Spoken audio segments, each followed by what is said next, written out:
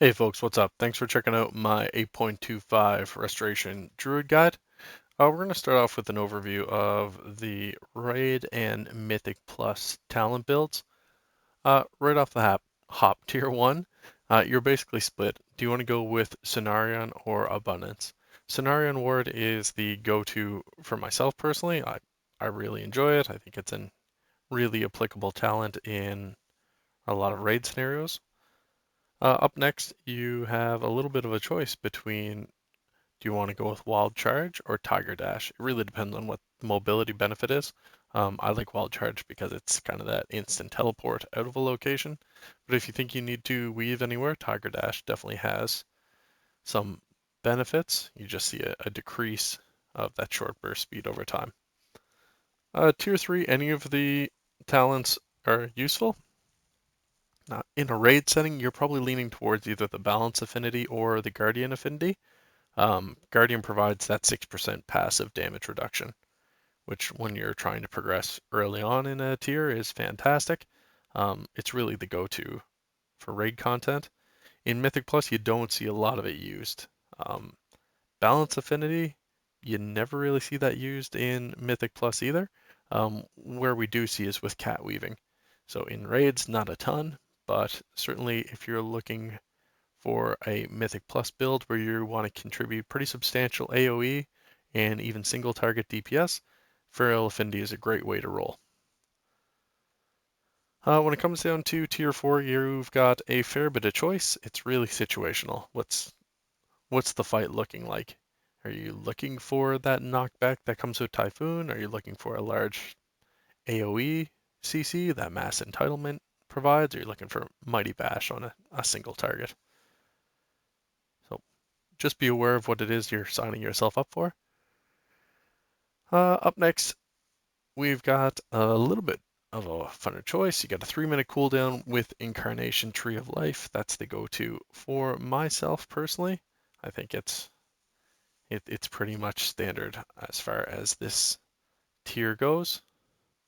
A little bit of a different choice with tier 6 though. This is where you start to see a little bit of discussion.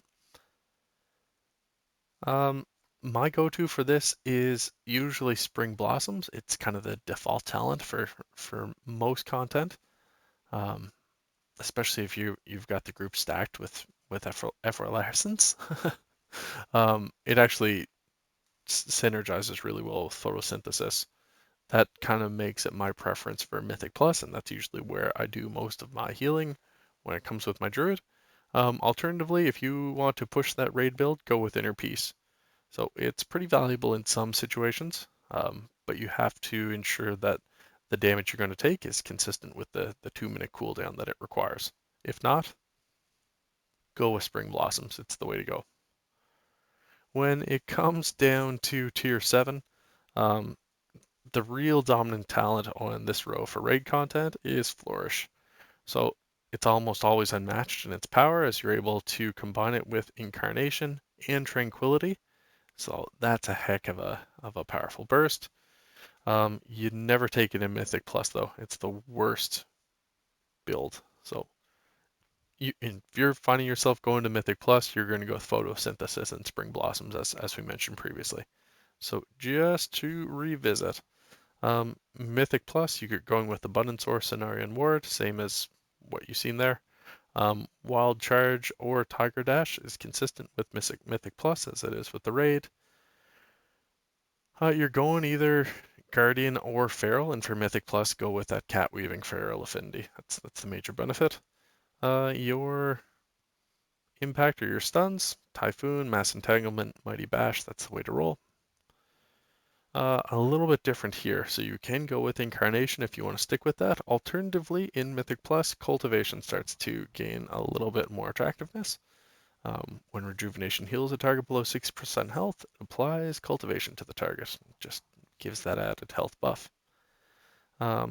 Mythic Plus, Spring Blossoms, again, is the easy one because it stacks with Photosynthesis, which is what we're going to take in the Tier 100 or Tier 7, Level 100 talent.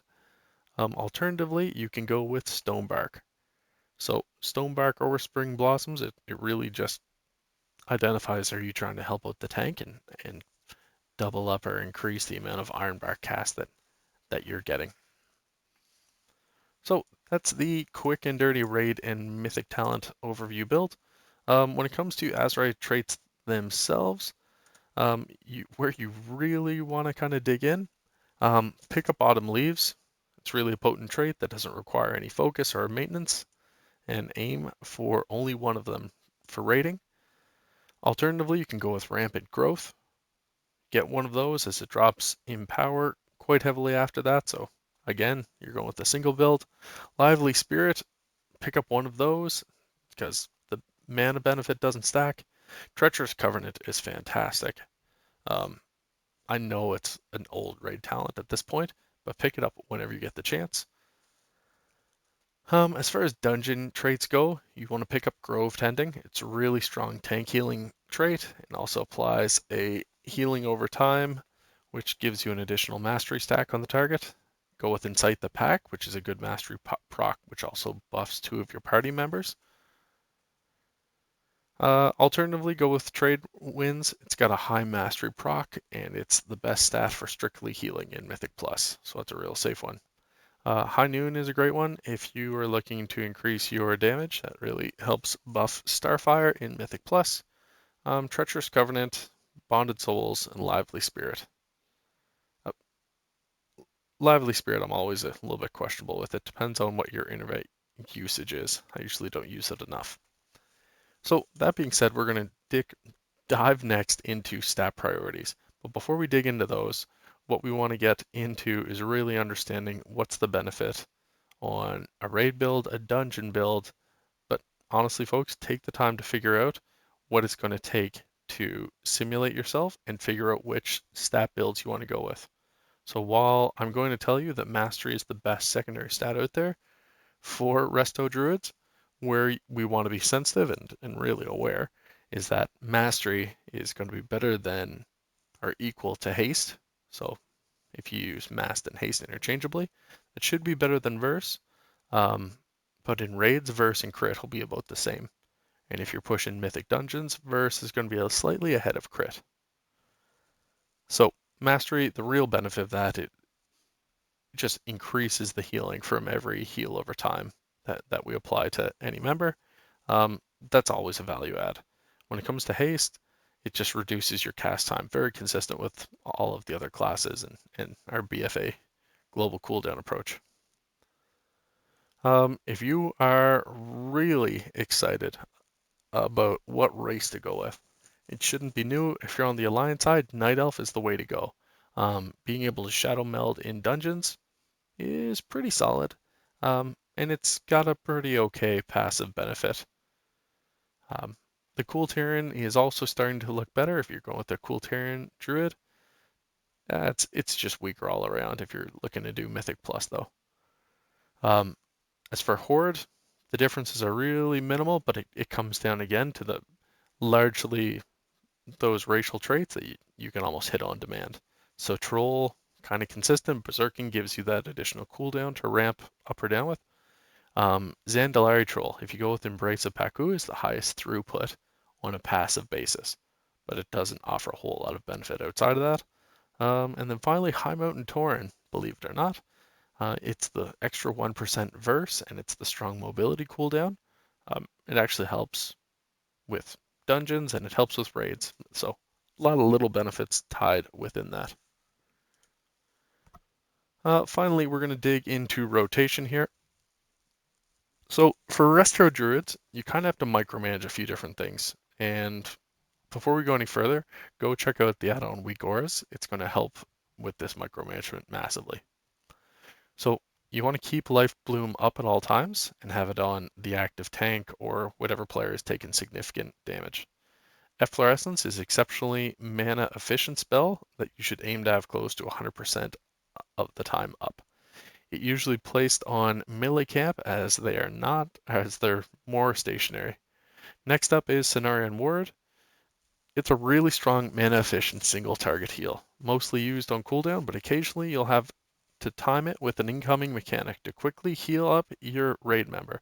The ability is affected by Flourish and gives remarkably powerful single target healing when used correctly. Clear casting is a proc you gain from having Life Bloom.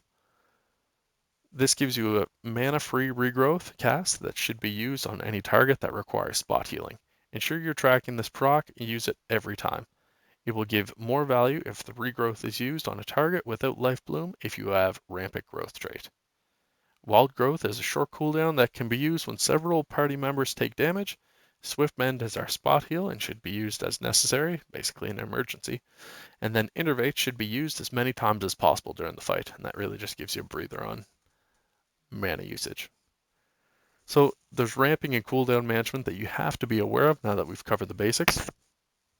So when the raid's about to take incoming damage, one of the big differentiating traits with Druids is that you need to begin your ramp up by casting Rejuvenation on several targets.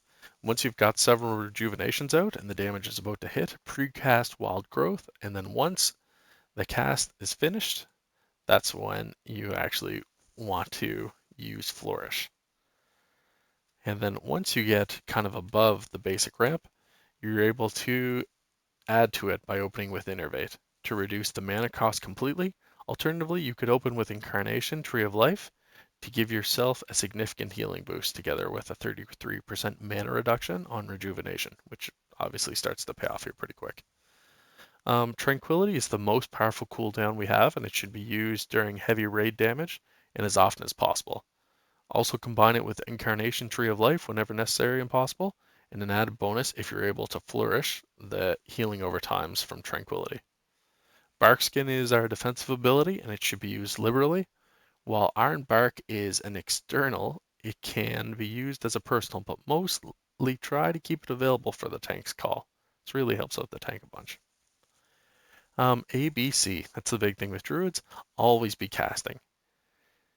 Is basically what you need to follow.